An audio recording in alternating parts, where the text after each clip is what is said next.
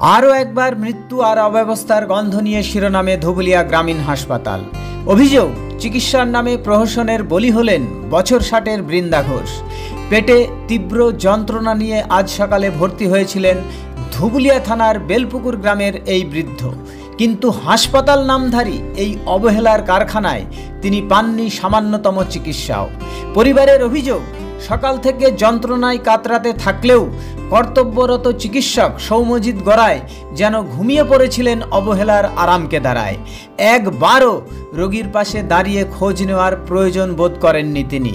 প্রাথমিক পরীক্ষাও করানো হয়নি, ওষুধ তো দূরস্থ। এই নির্মম অবহেলার পরিণতিতে সন্ধ্যার আগেই থেমে যায় বৃন্দা ঘোষের প্রাণ প্রবাহ।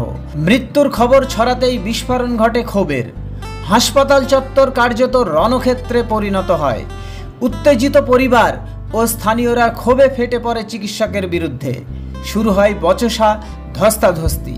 পরিস্থিতি নিয়ন্ত্রণে আনতে ঘটনাস্থলে ছুটে আসে ধুবুলিয়া থানার বিশাল পুলিশ বাহিনী।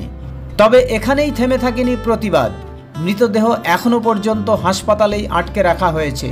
ক্ষুব্ধ পরিবার এবং এলাকাবাসীরা হাসপাতালের সামনেই অবস্থান বিক্ষোভে বসে পড়েছেন। তাদের দাবি একটাই, অবহেলার দায়ে দায়িত্বপ্রাপ্ত চিকিৎসক সৌম্যজিৎ গড়াইয়ের বিরুদ্ধে অবিলম্বে শাস্তিমূলক ব্যবস্থা নিতে হবে এবং স্বাস্থ্য দপ্তরের কোনো উচ্চপদস্থ আধিকারিককে এসে প্রতিক্রিয়া জানাতে হবে। না হলে মৃতদেহ ময়নাতদন্তে পাঠাতে দেবেন না বলে জানিয়ে দিয়েছেন তারা। এই ঘটনার জেরে গোটা ধুবুলিয়া জুড়ে চরম উত্তেজনার সৃষ্টি হয়েছে। স্থানীয় বাসিন্দারা গর্জে উঠে বলেন, এটা আর হাসপাতাল নেই, এটা এক মৃত্যুকূপ। চিকিৎসকরা দায়িত্ব নিতে চান না, নার্সদের ব্যবহার অমানবিক, ওষুধ থাকা সত্ত্বেও দেওয়া হয় না, রোগীদের সঙ্গে পশুর থেকেও খারাপ ব্যবহার করা হয়। আমরা বহুবার বলেছি, কেউ শোনেনি। আজ একজনের প্রাণ গেল, কাল কে যাবে? অভিযুক্ত চিকিৎসক সৌম্যজিৎ গড়াই সমস্ত অভিযোগ অস্বীকার করেছেন। তবে স্থানীয়দের রোষে সেই দাবি এক বিন্দু বিশ্বাসযোগ্যতা পাচ্ছে না। উল্লেখযোগ্য, ধুবুলিয়া গ্রামীণ হাসপাতালের বিরুদ্ধে এর আগেও একাধিকবার উঠেছে চিকিৎসায় চূড়ান্ত গাফিলতি, দুর্ব্যবহার ও অব্যবস্থার অভিযোগ। কিন্তু প্রতিবারই সেই সব অভিযোগ মাটির নিচে চাপা পড়েছে প্রশাসনিক নিষ্ক্রিয়তার চাদরে। আজ সেই উদাসীনতার মূল্য চোকাতে হলো এক বৃদ্ধকে তার জীবন দিয়ে। এলাকার সাধারণ মানুষের প্রশ্ন একটাই, আর কত মৃত্যু হলে নড়বে এই সরকারি হাসপাতাল? ধুবুলিয়া গ্রামীণ হাসপাতাল কি তবে সরকারি ছত্রছায়ায় চলা এক মৃত্যু কারখানা? হ্যাঁ, এ প্রশ্ন কিন্তু থেকেই যাচ্ছে। নদিয়ার ধুবুলিয়া থেকে স্টিং নিউজের রিপোর্ট। পেটে ব্যথা করছিল, দিয়ে সকালবেলা 4 দিন আগে পায়খানা করেছিল 3-4 বার, আর 2 দিন আর পায়খানা করেনি, দিয়ে পেটে ব্যথা করছিল। দিয়ে নিয়ে এসে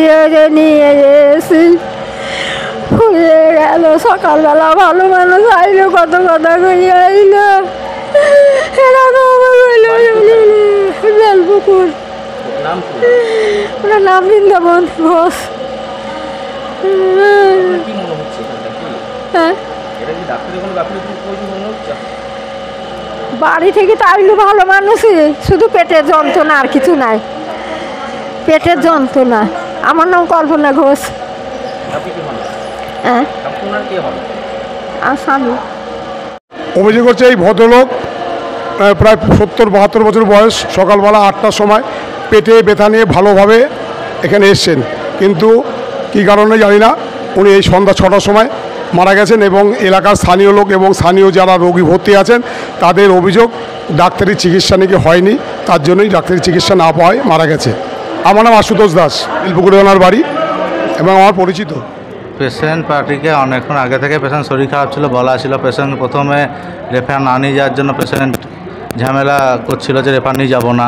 তারপর পেশেন্টের এই কন্ডিশন হওয়ার পর পেশেন্টকে দেখতে যাওয়া হয় বারবার, এবং সেখানে পেশেন্টকে জিজ্ঞেস করা হয় কি অসুবিধা হচ্ছে কি হচ্ছে না। পেশেন্ট তো প্রত্যেকবারই অসুবিধা হচ্ছে না, শুধু পেটে ব্যথা বলে।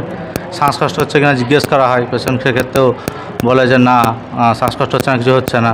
কিন্তু আমার মনে হয় যে পেশেন্টের শ্বাসকষ্ট হতে পারে বা পেশেন্টের একটা কোনো কষ্ট হচ্ছে, এটা পেশেন্ট বলতে পারছে না। তো সেই জন্য পেশেন্টকে একটা পেটের ছবি করাতে বলি, এবং সেক্ষেত্রে দেরি হওয়ার জন্য পেশেন্টকে বলি তাহলে রেফার নিয়ে যান, ওখানেই একবারে ছবি হয়ে গিয়ে পেশেন্টের ট্রিটমেন্ট হবে। এবার নিয়ে যেতে যেতে পেশেন্ট সেখানে এক্সপায়ার করে যায়। এবার যদি সবাইকে প্রথমে একবারে রেফার করে দিতে হয়, তাহলে প্রাইমারি এখানে কিছু না দেওয়া হয়, তাহলে সেক্ষেত্রে তো না, প্রত্যেক ক্ষেত্রে যাওয়া হয়েছে, ওষুধ দেওয়া হয়েছে এবং কিছু ক্ষেত্রে কেনা ওষুধও দেওয়া হয়েছে এখানে না থাকার জন্য, প্রত্যেক ক্ষেত্রে দেওয়া হয়েছে। এবার পেশেন্টকে এবার এখানে এতগুলো পেশেন্ট আছে, আমি ওই পেশেন্টকে তো আমাদের আলাদা করে 4-5 বার গিয়ে দেখে এসেছি। সৌম্যজিৎ গড়াই।